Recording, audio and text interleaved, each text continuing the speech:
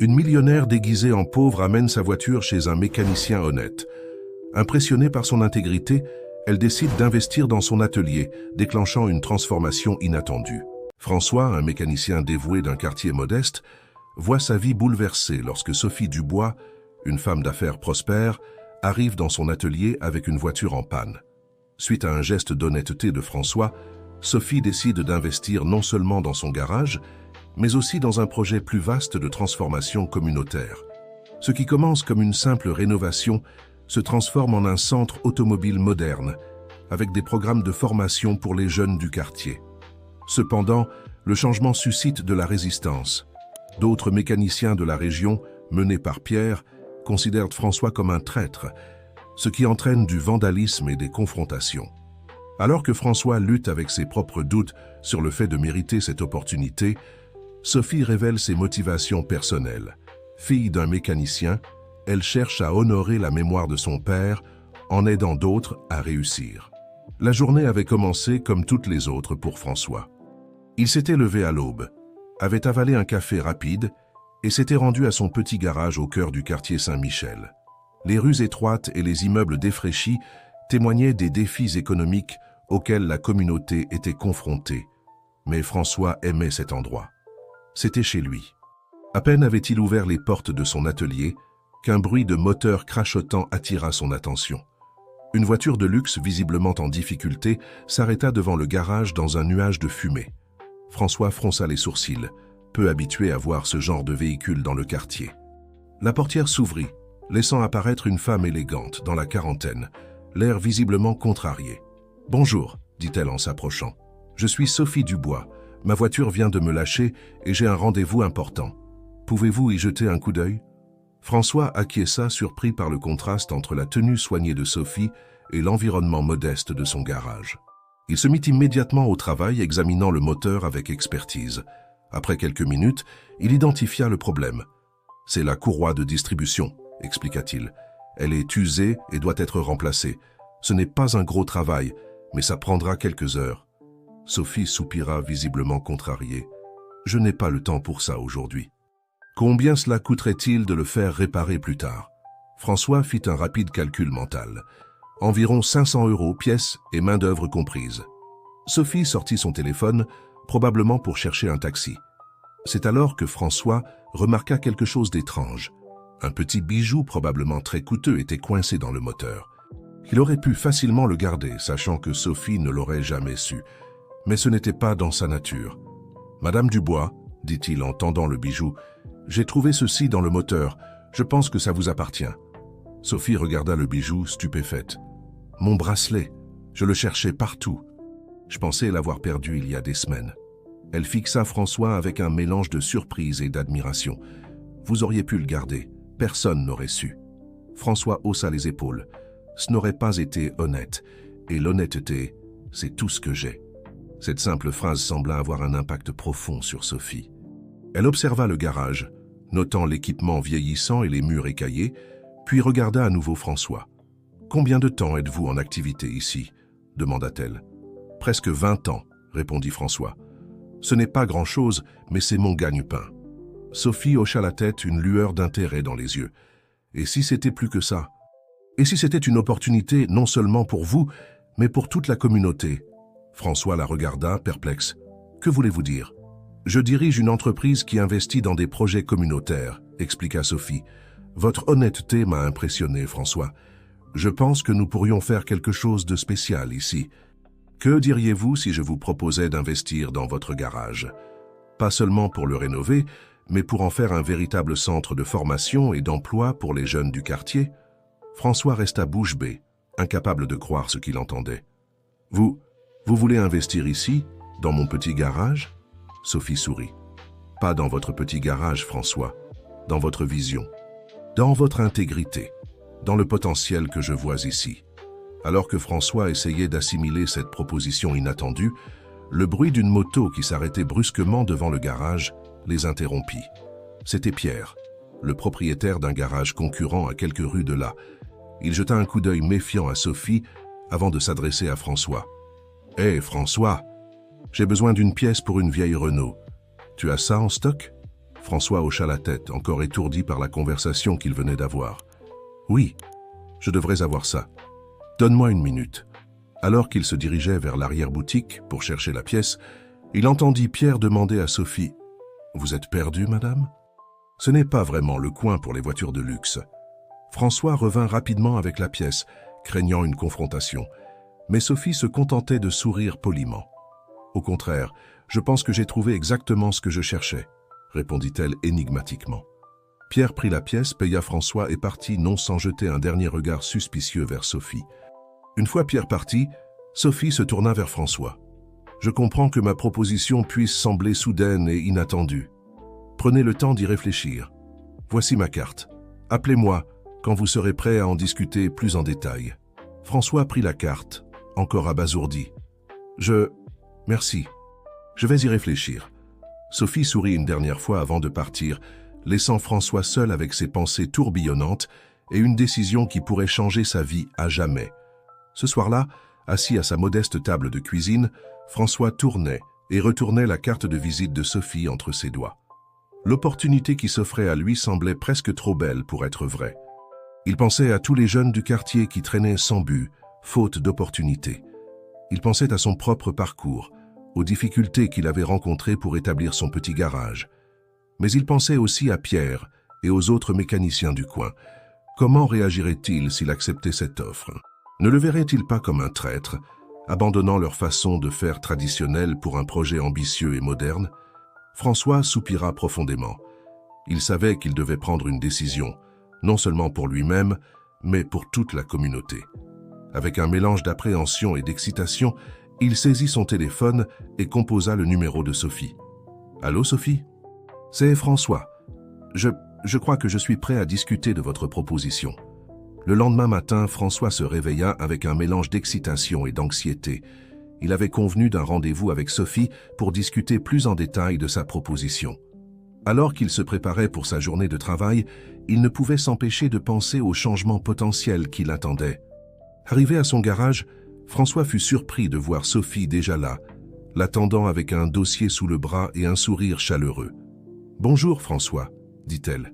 « J'espère que ça ne vous dérange pas que je sois venu un peu plus tôt. J'ai pensé que nous pourrions discuter avant que votre journée ne commence vraiment. » François hocha la tête, ouvrant la porte de son atelier. « Bien sûr, entrez. Je vais nous faire un café. » Une fois installée dans le petit bureau à l'arrière du garage, Sophie ouvrit son dossier et commença à expliquer son idée en détail. « Voilà ce que j'envisage, François, » dit-elle en étalant des plans et des graphiques sur le bureau.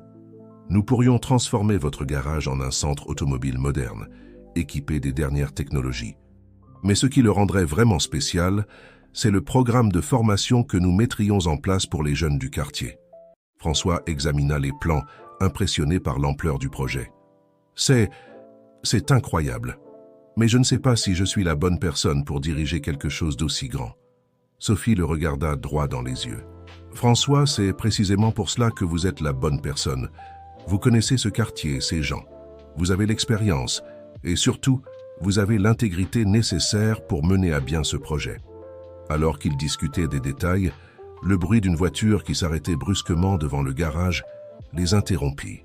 François sortit pour voir de quoi il s'agissait et trouva Pierre accompagné de deux autres mécaniciens locaux, Marc et Laurent. « Alors c'est vrai, » dit Pierre d'un ton accusateur. « Tu fais affaire avec les riches maintenant, François? Tu nous trahis ?» François sentit son cœur s'accélérer. « Ce n'est pas ce que tu crois, Pierre. C'est une opportunité pour tout le quartier. » Marc intervint, le visage renfrogné. « Une opportunité? Pour qui? Pour nous mettre tous au chômage avec ton grand garage moderne. » Sophie sortit à son tour, attirant immédiatement l'attention des hommes. « Messieurs, » dit-elle calmement, « je comprends vos inquiétudes, mais ce projet n'est pas destiné à vous nuire. Au contraire, nous espérons qu'il pourra bénéficier à toute la communauté. » Laurent ricana. « Ah oui? Et comment ça ?» Sophie resta calme face à l'hostilité. En formant la prochaine génération de mécaniciens, en attirant plus de clients dans le quartier, en créant des opportunités pour tous. Pierre secoua la tête. De belles paroles, mais on sait comment ça finit.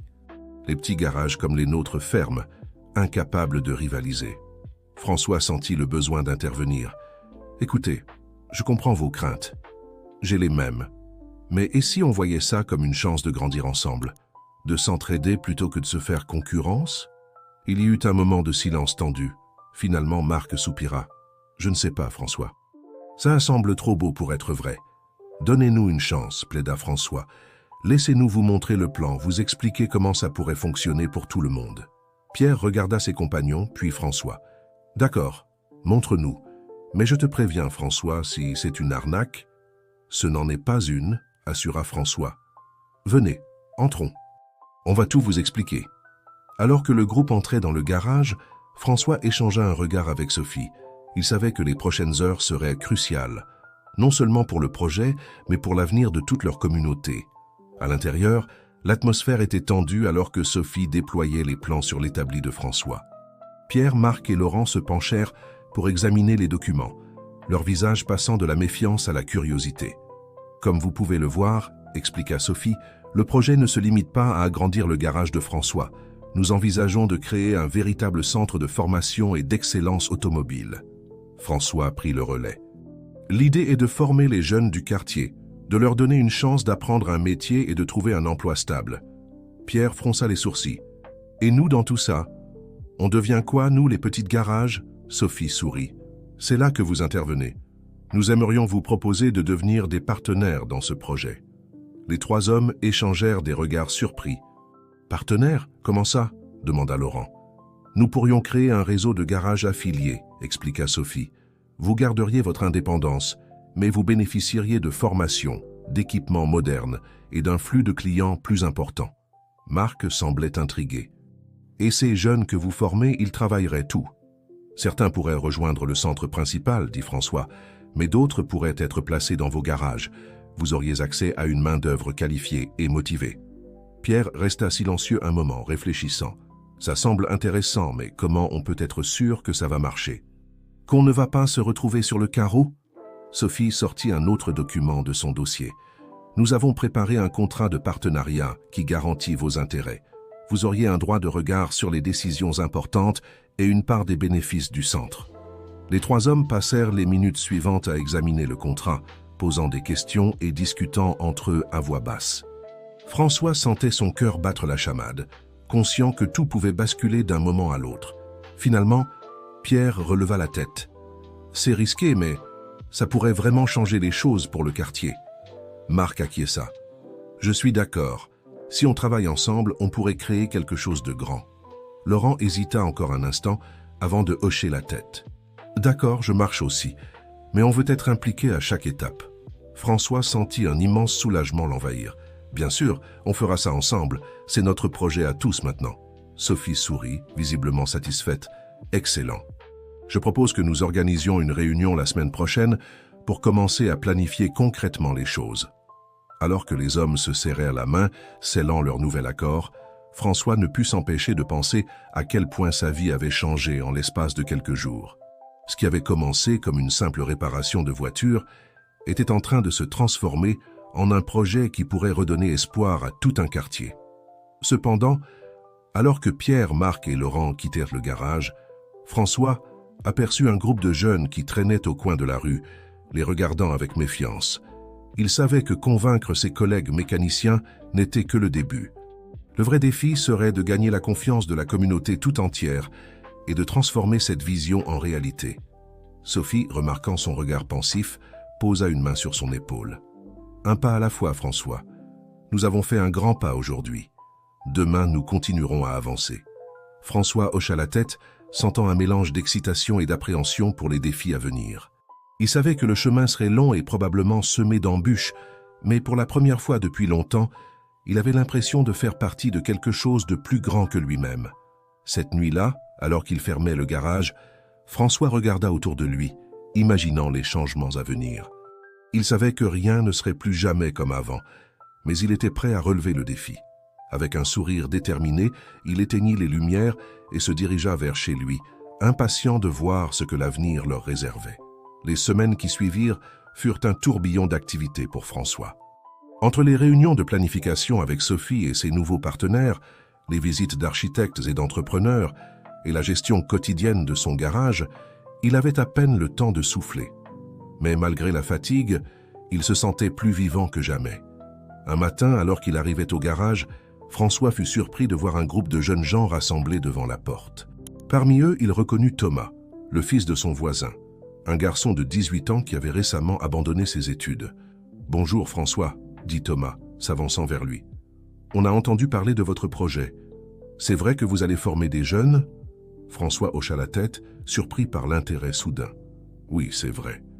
Nous sommes encore en phase de planification, mais l'idée est d'offrir des formations en mécanique et en gestion automobile. » Une jeune fille dans le groupe prit la parole. « Et comment on fait pour s'inscrire ?» François se sentit soudain dépassé. Il n'avait pas anticipé un tel intérêt si tôt. « Eh bien, nous n'avons pas encore mis en place de processus d'inscription.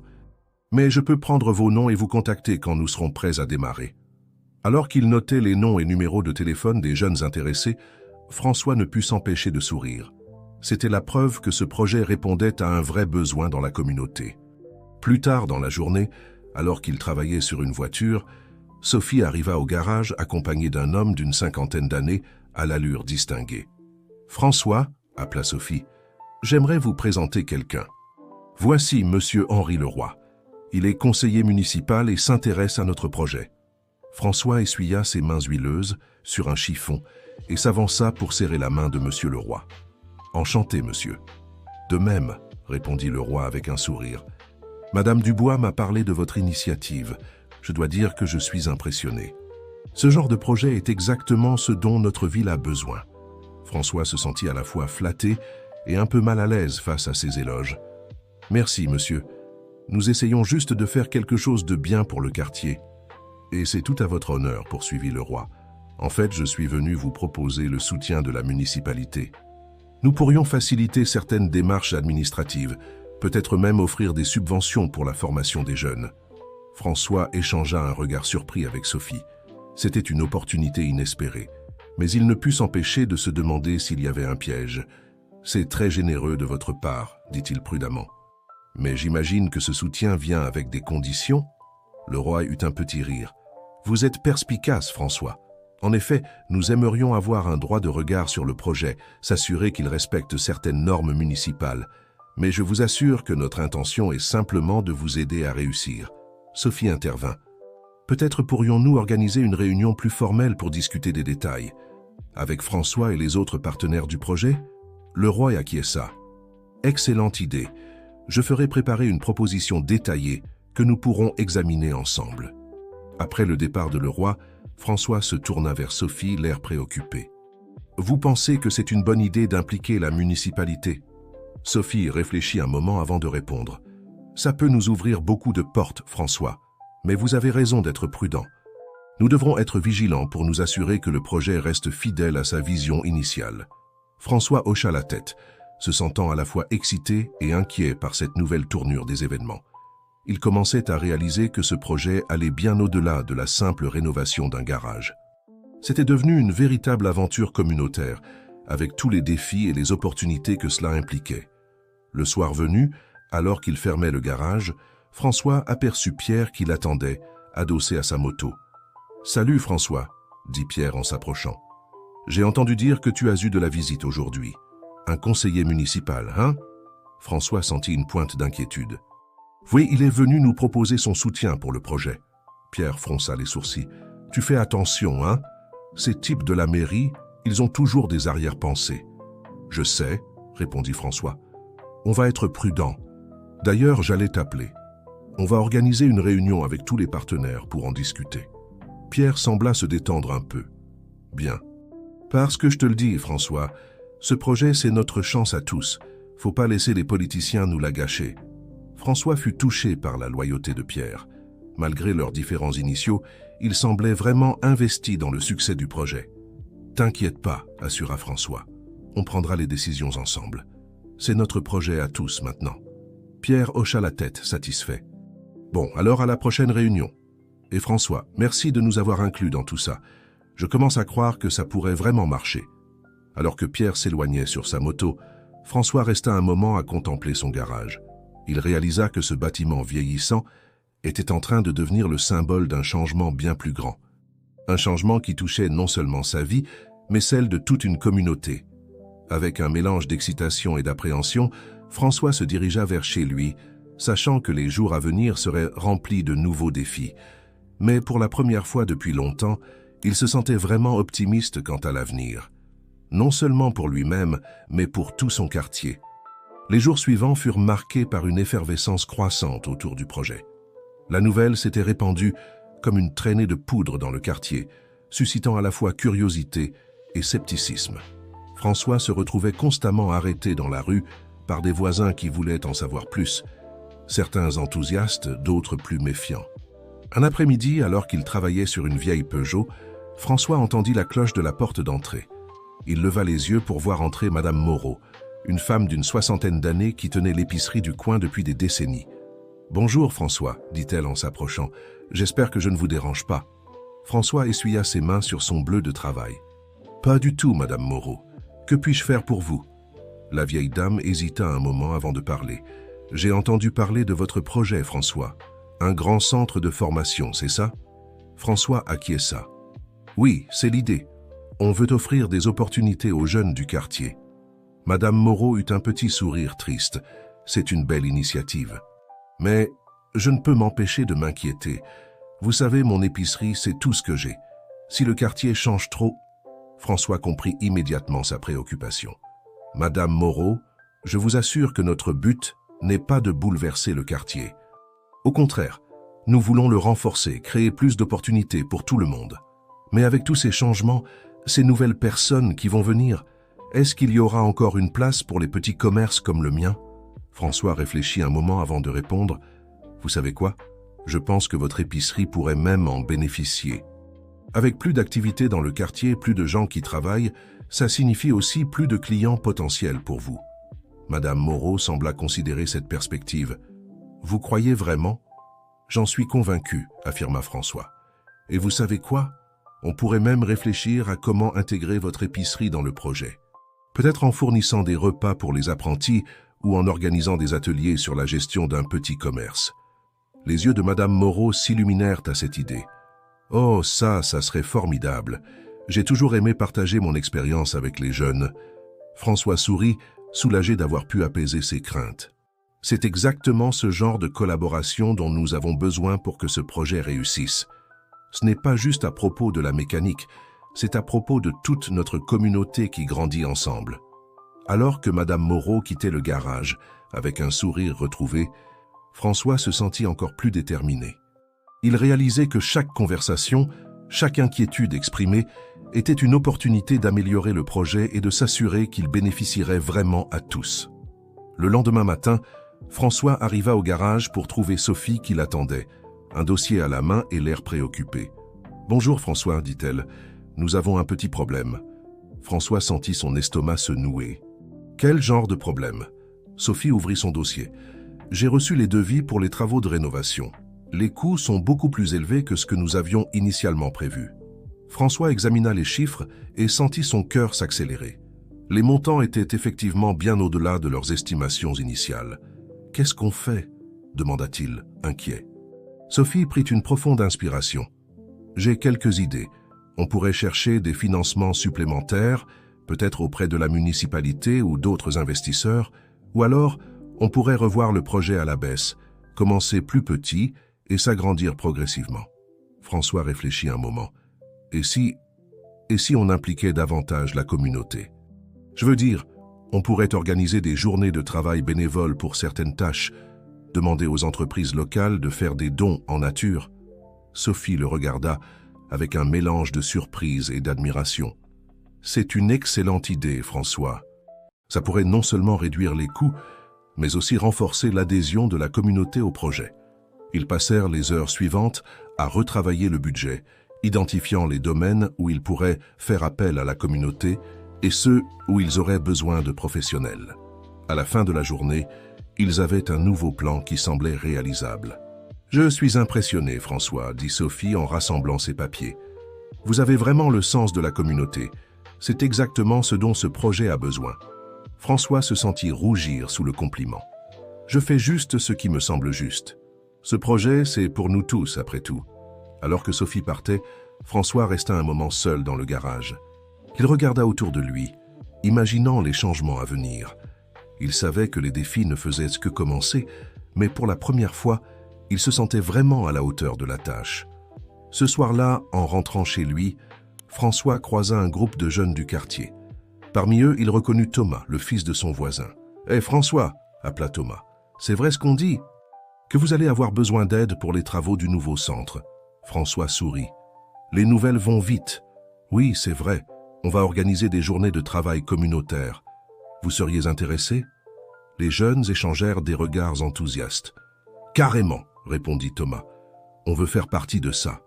C'est notre chance de faire quelque chose de bien pour le quartier. » François sentit une vague de fierté et d'espoir l'envahir. « C'est génial, les gars. Je vous tiendrai au courant des dates. Et qui sait, peut-être que certains d'entre vous seront nos premiers apprentis. » Alors qu'il continuait son chemin, François réalisa que ce projet était en train de devenir bien plus qu'une simple rénovation de garage. C'était une renaissance pour toute la communauté, une chance pour chacun de contribuer et de grandir ensemble. Il se coucha ce soir-là avec un sentiment de détermination renouvelé. Les obstacles étaient nombreux, mais avec le soutien de la communauté, il savait qu'il pourrait les surmonter. Demain serait un nouveau jour, rempli de défis, mais aussi de possibilités infinies. Les semaines suivantes furent un tourbillon d'activités pour François et toute l'équipe impliquée dans le projet.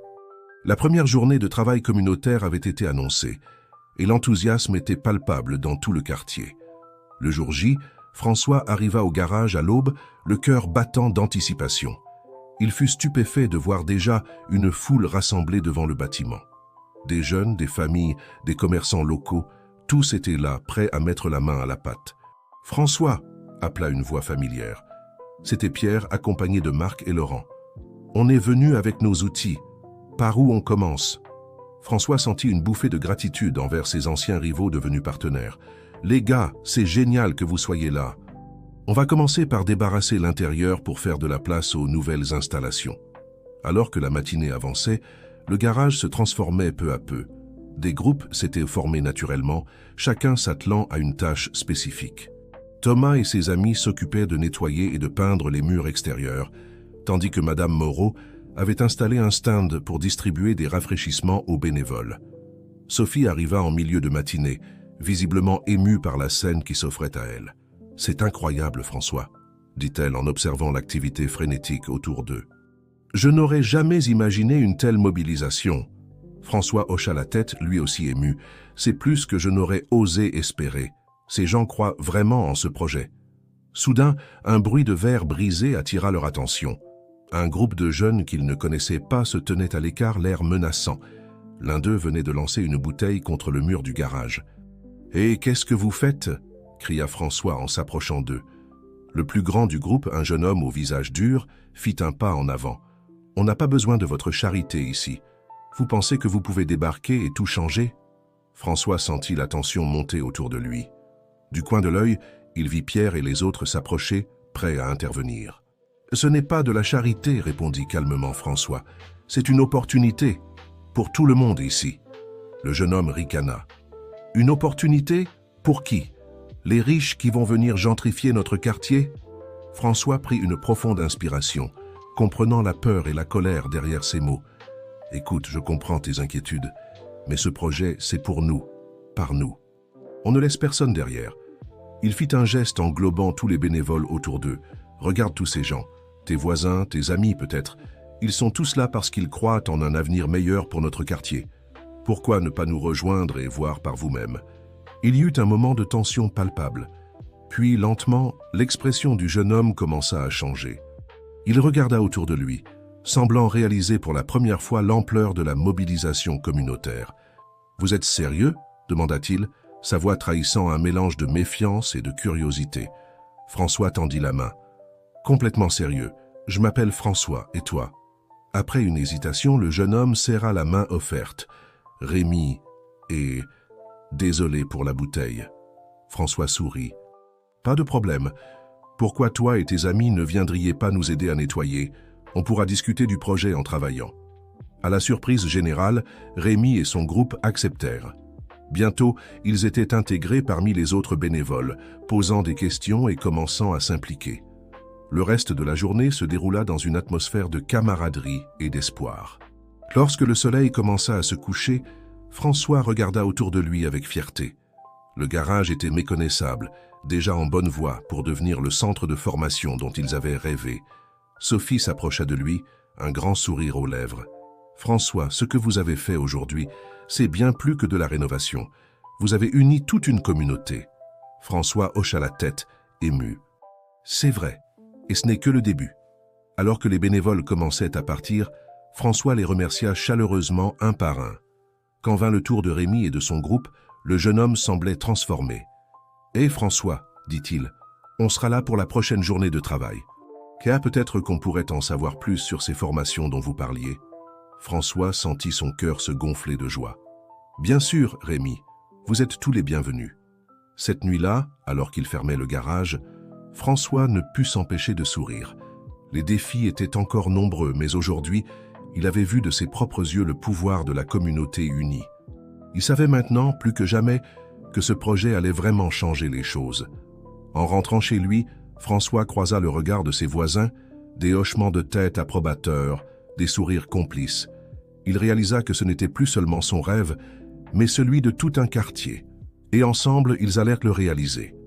Les semaines qui suivirent la première journée de travail communautaire furent intenses mais exaltantes. Le bouche-à-oreille avait fait son œuvre, et de plus en plus de personnes du quartier venaient proposer leur aide ou simplement voir l'avancement des travaux. Un matin, alors que François supervisait l'installation de nouveaux équipements, il vit arriver Sophie accompagnée d'un homme qu'il ne connaissait pas. « Bonjour François, » dit Sophie avec un sourire. « Je vous présente Monsieur Dubois, du ministère de l'Éducation. Il est venu voir notre projet. » François serra la main de l'homme intrigué. « Enchanté, monsieur. Que puis-je faire pour vous ?» Monsieur... Dubois regarda autour de lui, visiblement impressionné. « Eh bien, monsieur François, j'ai entendu parler de votre initiative, et je dois dire que je suis fasciné. Nous cherchons des projets innovants en matière de formation professionnelle, et le vôtre semble correspondre parfaitement à ce que nous recherchons. » François sentit son cœur s'accélérer. « C'est-à-dire ? » « Nous envisageons de faire de votre centre un projet pilote, » expliqua monsieur Dubois. « Si cela fonctionne ici, nous pourrions reproduire ce modèle dans d'autres quartiers, voire d'autres villes. » François échangea un regard excité avec Sophie. C'était une opportunité incroyable, mais il ne put s'empêcher de penser aux implications. « C'est une proposition formidable, » dit-il prudemment. « Mais j'aimerais m'assurer que cela ne changerait pas l'essence de notre projet. Notre priorité reste les jeunes de ce quartier. » Monsieur Dubois hocha la tête avec compréhension. « Bien sûr, c'est précisément ce qui nous intéresse dans votre approche. Nous voulons soutenir votre vision, pas la changer. » Ils passèrent l'heure suivante à discuter des détails, François insistant sur l'importance de l'implication communautaire et de l'adaptation aux besoins locaux. À la fin de la conversation, Monsieur Dubois semblait plus que convaincu. « Je vais recommander votre projet pour un financement supplémentaire, » dit-il en train de faire quelque chose de vraiment spécial ici. Après le départ de monsieur Dubois, François se tourna vers Sophie, encore abasourdi par ce qui venait de se passer. « C'est incroyable, dit-il. Je n'aurais jamais imaginé que notre petit projet attirerait l'attention du ministère. » Sophie sourit largement. « C'est parce que ce n'est plus un petit projet, François. C'est devenu quelque chose de bien plus grand. » Le reste de la journée passa comme dans un brouillard pour François. Il continuait à superviser les travaux, mais son esprit ne cessait de revenir à la conversation avec monsieur Dubois. Les implications étaient énormes. En fin d'après-midi, alors qu'il prenait une pause bien méritée, François vit approcher Pierre, l'air préoccupé. « Hé, François, » dit Pierre en s'asseyant à côté de lui. « J'ai entendu dire qu'un type du ministère était passé aujourd'hui. C'est vrai ?» François acquiesça. « Oui, c'est vrai. Ils envisagent de faire de notre centre un projet pilote. » Pierre fronça les sourcils. « Un projet pilote. Ça veut dire quoi exactement pour nous ?» François comprit immédiatement les inquiétudes de son ami. « Écoute Pierre, je sais ce que tu penses, mais je leur ai bien fait comprendre que notre priorité reste le quartier. On ne va pas changer notre vision. » Pierre sembla se détendre un peu. « Tu es sûr? Parce que tu sais, on a tous mis beaucoup dans ce projet. On ne veut pas que ça devienne quelque chose qui nous dépasse. » François posa une main sur l'épaule de Pierre. « Je te comprends et je te promets que ça n'arrivera pas. En fait, je pense que c'est une opportunité pour nous tous. Avec plus de ressources, on pourra faire encore plus pour la communauté. Pierre réfléchit un moment avant de hocher la tête. D'accord, je te fais confiance. Mais garde un œil sur ces bureaucrates, d'accord? François rit. Promis, on est dans ce projet ensemble, ne l'oublie pas. Le soir venu, alors que François fermait le garage, il vit Rémi et son groupe s'approcher. Le jeune homme qui avait initialement été hostile au projet était devenu l'un de ses plus fervents supporters. François, appela Rémi, on a entendu la nouvelle. C'est vrai que le ministère s'intéresse à nous. François fut surpris de voir à quelle vitesse l'information avait circulé. Oui, c'est vrai, ils pensent que notre projet pourrait être un modèle pour d'autres quartiers. Les yeux de Rémi s'illuminèrent. C'est génial. Ça veut dire qu'on va avoir plus de moyens pour les formations. François ne put s'empêcher de sourire devant l'enthousiasme du jeune homme. C'est l'idée, oui, mais ne t'inquiète pas. On va s'assurer que ça reste notre projet, celui du quartier. Rémi hocha la tête avec fierté. On vous fait confiance, François. Ce que vous faites ici, ça change vraiment les choses pour nous. Ces mots touchèrent à François plus qu'il ne l'aurait imaginé. Il réalisa à quel point le projet avait déjà eu un impact, non seulement sur le plan pratique, mais aussi sur l'état d'esprit des jeunes du quartier. « Merci, Rémi, dit-il avec émotion. C'est grâce à des gens comme vous que tout ça est possible. » Cette nuit-là, en rentrant chez lui, François ne put s'empêcher de réfléchir à tout ce qui s'était passé. Le projet avait pris une ampleur qu'il n'aurait jamais imaginée au début. Il y avait de nouveaux défis à l'horizon, de nouvelles responsabilités, mais il sentait aussi une détermination renouvelée. Il savait que tant qu'ils garderaient à l'esprit leur objectif initial, aider la communauté et offrir des opportunités aux jeunes, ils pourraient surmonter tous les obstacles. Le chemin à parcourir était encore long, mais pour la première fois, François voyait clairement où il menait, vers un avenir meilleur pour tout le quartier. Avec un sourire, il se coucha impatient de voir ce que le lendemain apporterait. Le rêve était en train de devenir réalité, et il était prêt à relever tous les défis qui se présenteraient. Les mois qui suivirent furent un tourbillon d'activités pour François et toute l'équipe du projet. Avec le soutien du ministère de l'Éducation, les travaux avancèrent rapidement et le centre commença à prendre forme. Ce qui avait commencé comme un simple garage était en train de se transformer en un véritable complexe de formation et d'innovation. Un matin de printemps, alors que François supervisait l'installation des derniers équipements, il entendit une voix familière derrière lui. « Alors, c'est ici que la magie opère ?» François se retourna pour voir Amanda, son visage rayonnant de fierté. « Amanda, je ne savais pas que tu venais aujourd'hui. » Elle sourit. « Je voulais voir par moi-même l'avancement du projet, et je dois dire que je suis impressionné. » Ils firent le tour du bâtiment ensemble, François expliquant chaque détail avec enthousiasme. Les salles de classe équipées des dernières technologies, l'atelier flambant neuf, même un petit café géré par Madame Moreau pour les étudiants et le personnel. « C'est incroyable, François, » dit Amanda. « Tu as vraiment transformé cet endroit. Mais dis-moi, comment la communauté réagit-elle à tous ces changements ?» François prit un moment pour réfléchir. « C'est complexe. La plupart des gens sont enthousiastes, ils voient les opportunités que ça apporte. Mais il y a aussi des inquiétudes, des peurs du changement. » Amanda hocha la tête avec compréhension. « C'est normal. Le changement fait toujours peur au début. Mais je suis sûr que tu gères ça brillamment. » Ils furent interrompus par l'arrivée de Pierre et de quelques autres mécaniciens du quartier. François remarqua immédiatement leur air préoccupé. « Qu'est-ce qui se passe, les gars ?» demanda-t-il. Pierre prit la parole, hésitant. « François, on a entendu des rumeurs. Il paraît que de grandes entreprises automobiles s'intéressent au centre. Certains disent même qu'elles veulent racheter le projet. » François sentit son cœur s'accélérer. C'était la première fois qu'il entendait parler de ça. « Quoi? Mais d'où sortent ces rumeurs ?» Un autre mécanicien intervint. « On a vu des types en costume rôder dans le quartier, poser des questions. Ça nous inquiète, François.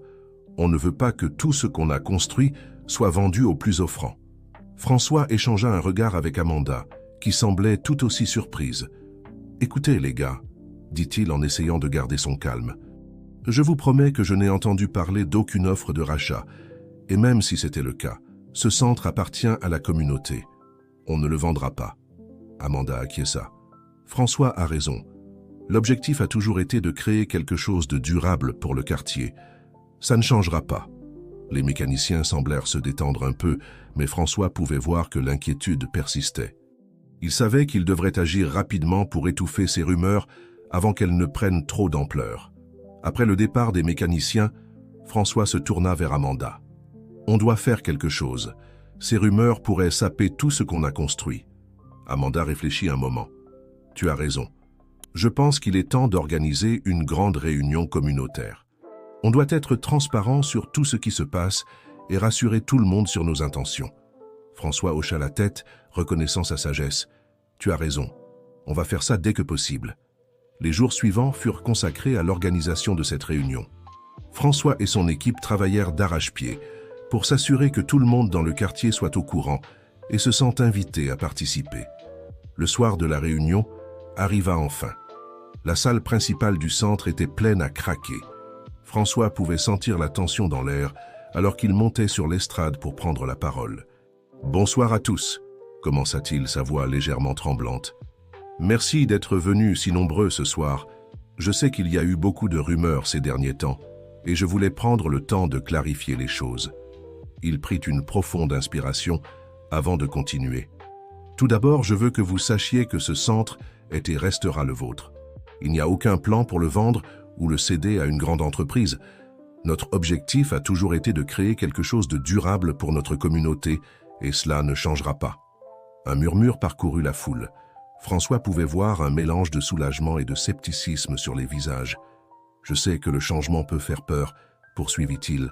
« Nous avons grandi très vite et ça peut sembler intimidant.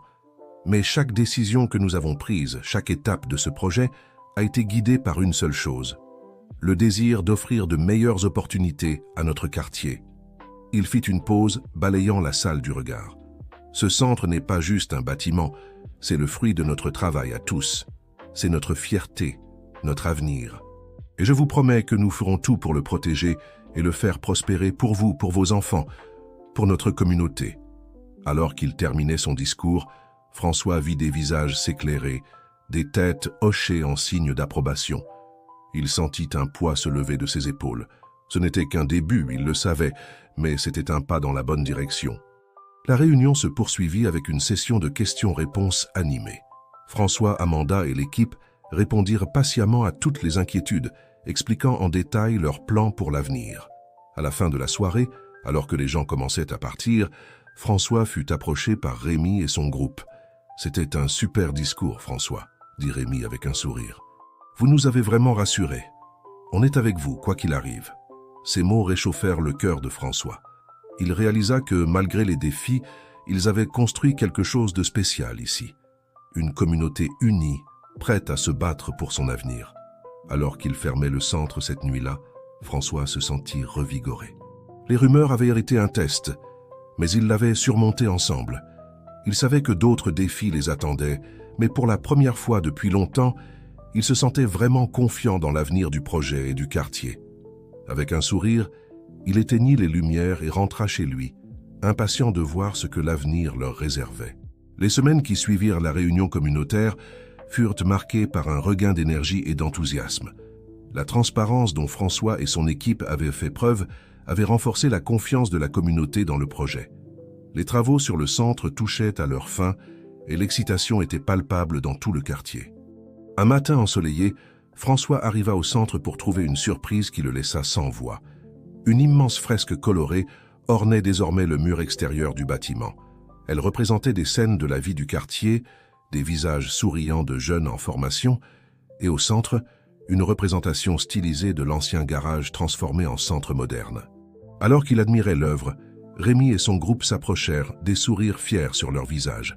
« Alors, ça vous plaît ?» demanda Rémi, les yeux brillants. François était ému. « C'est magnifique. Vous avez fait ça ?» Rémi hocha la tête. « On a travaillé dessus pendant des nuits. On voulait montrer à tout le monde ce que ce projet représente pour nous. » François serra la main de chacun des jeunes, profondément touché par leurs gestes. « Merci, vraiment. C'est le plus beau cadeau que vous pouviez faire au centre. » La nouvelle de la fresque se répandit rapidement, et bientôt des habitants du quartier commencèrent à affluer pour l'admirer. François observait avec fierté les réactions enthousiastes, sentant que c'était un tournant important pour le projet. Plus tard dans la journée, alors qu'il supervisait les derniers préparatifs pour l'ouverture officielle du centre, François reçut un appel inattendu. C'était Monsieur Dubois du ministère de l'Éducation. « Monsieur François, » dit Monsieur Dubois d'une voix enthousiaste, « j'ai une excellente nouvelle.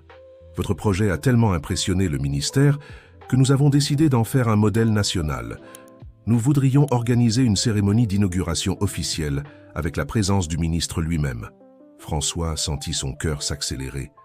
C'était une reconnaissance incroyable de leur travail, mais il ne put s'empêcher de penser aux implications.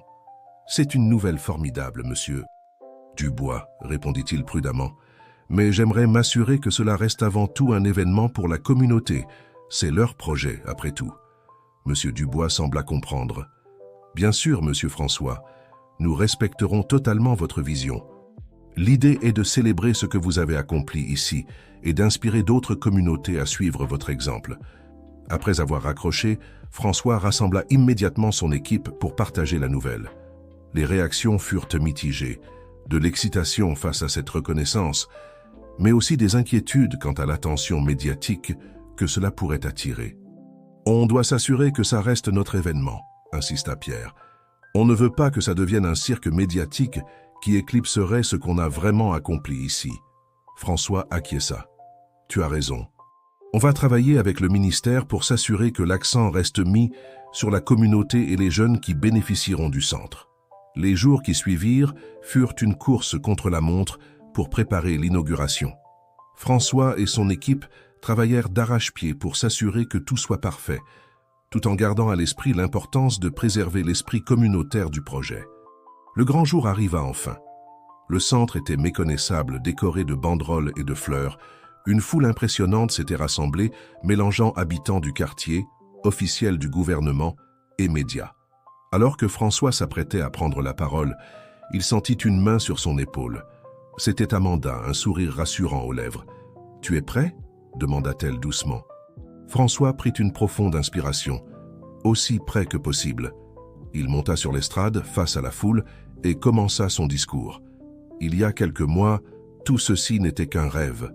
Un vieux garage, une idée folle et beaucoup d'espoir. Aujourd'hui, nous sommes ici pour célébrer bien plus qu'un bâtiment. Nous célébrons une communauté qui s'est unie, qui a cru en elle-même et qui a travaillé dur pour créer quelque chose d'extraordinaire. Il fit une pause, balayant la foule du regard. Il vit des visages familiers, Pierre, Rémi, Madame Moreau, tous rayonnants de fierté. « Ce centre est le vôtre, poursuivit-il. Il représente notre passé, notre présent et notre avenir. Il est la preuve que lorsque nous travaillons ensemble, nous pouvons accomplir des miracles, que chaque défi peut devenir une opportunité, que chaque rêve, aussi fou soit-il, peut devenir réalité. » Alors qu'il terminait son discours, la foule éclata en applaudissements. François vit des larmes de joie sur de nombreux visages, sentant lui-même l'émotion le submerger. Le ministre prit ensuite la parole, louant l'initiative et annonçant son intention de reproduire ce modèle dans d'autres quartiers à travers le pays. Mais François remarqua avec fierté que l'attention restait focalisée sur la communauté, sur les jeunes qui allaient bénéficier du centre. Après la cérémonie officielle, alors que la foule se dispersait, François fut approché par un jeune homme qu'il ne reconnaissait pas. « Monsieur François, » dit le jeune homme timidement, « je m'appelle Lucas. Je voulais juste vous dire merci. J'ai abandonné l'école il y a 2 ans, je pensais que je n'avais aucun avenir, mais grâce à ce centre, je vais pouvoir suivre une formation en mécanique. Vous m'avez redonné espoir. » François sentit son cœur se serrer. C'était pour des moments comme celui-ci qu'ils avaient tant travaillé. Il serra la main de Lucas, ému. « Merci à toi, Lucas. C'est pour des jeunes comme toi que nous avons créé ce centre. Fais-nous honneur. » Alors que la journée touchait à sa fin, François se tenait devant le centre, contemplant la fresque qui ornait le mur. Il repensa au chemin parcouru, aux défis surmontés, aux vies qui allaient être changées grâce à ce projet. Il sentit une présence à ses côtés. C'était Amanda, un sourire fier aux lèvres. « Tu as réussi, François, » dit-elle doucement. « Tu as transformé non seulement ce garage, mais tout un quartier. » François secoua la tête. « Non, nous avons réussi, tous ensemble. » C'est ça la vraie beauté de ce projet. Ils restèrent là un moment, contemplant en silence le fruit de leur travail. François savait que ce n'était que le début. Il y aurait d'autres défis à relever, d'autres rêves à réaliser, mais il était prêt. Ils étaient tous prêts, car ils avaient prouvé que lorsqu'une communauté s'unit autour d'un projet commun, rien n'est impossible.